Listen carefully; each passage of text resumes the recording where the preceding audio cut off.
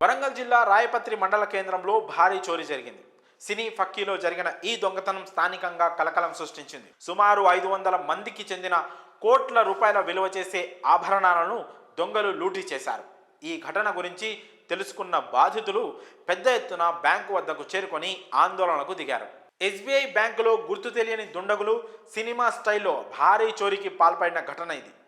సోమవారం రాత్రి బ్యాంకు వెనుక ఉన్న కిటికీల గ్రిల్స్ తొలగించి దొంగలు లోపలికి ప్రవేశించారు. ఆపై సీసీ కెమెరాల వైర్లను కత్తిరించి తమ కదలికలు రికార్డు కాకుండా చేశారు. బ్యాంకులోని 3 లాకర్లలో ఓ లాకర్ను గ్యాస్ కట్టర్తో కోశారు. అందులో సుమారు 500 మంది ఖాతాదారులకు సంబంధించిన 15 కోట్లు విలువ చేసే బంగారు ఆభరణాలను అపహరించుకుపోయినట్లు సమాచారం. దొంగతనంలో ఎలాంటి ఆధారాలు దొరకకుండా సీసీ కెమెరాల హార్డ్ డిస్కులను సైతం ఎత్తుకెళ్లిపోయారు. అయితే లాకర్ను తెరిచేందుకు ఉపయోగించిన గ్యాస్ కట్టర్ను అక్కడే వదిలి వెళ్లారు. మంగళవారం ఉదయం రోజులాగే బ్యాంకు తెరిచిన అధికారులకు లాకర్లు పగలగొట్టి ఉండడం చూసి షాక్ అయ్యారు. వెంటనే బ్యాంక్ సిబ్బంది పోలీసులకు సమాచారం అందించారు.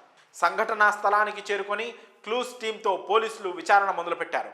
ప్రత్యేక బృందాలతో గాలింపు చర్యలను ముమ్మరం చేశారు. గతంలోనూ ఈ బ్యాంకులో దొంగలు చోరీకి విఫలయత్నం చేశారు. ఈసారి పక్కాగా స్కెచ్ వేసుకున్న దుండగులు భారీ మొత్తంలో బంగారాన్ని దోచేశారు. బ్యాంకులో దొంగతనం జరిగిన విషయం తెలియడంతో అక్కడ బంగారాన్ని కుదువపెట్టి లోన్లు తీసుకున్న బాధితులు అక్కడికి చేరుకున్నారు.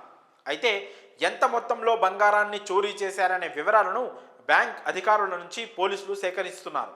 ప్రైవేటు బ్యాంకులు సంస్థలలో బంగారానికి భద్రత ఉండదని, ప్రభుత్వ బ్యాంకుల్లోనే కుదవ పెట్టుకొని వ్యవసాయ పెట్టుబడులకు వాడుకున్నామని బాధితులు అంటున్నారు. ప్రభుత్వ బ్యాంకుల్లోనే చోరీ జరగడంతో ఆభరణాలు కుదవ పెట్టి లోన్లు తీసుకున్న బాధితులు ఆందోళన వ్యక్తం చేస్తున్నారు.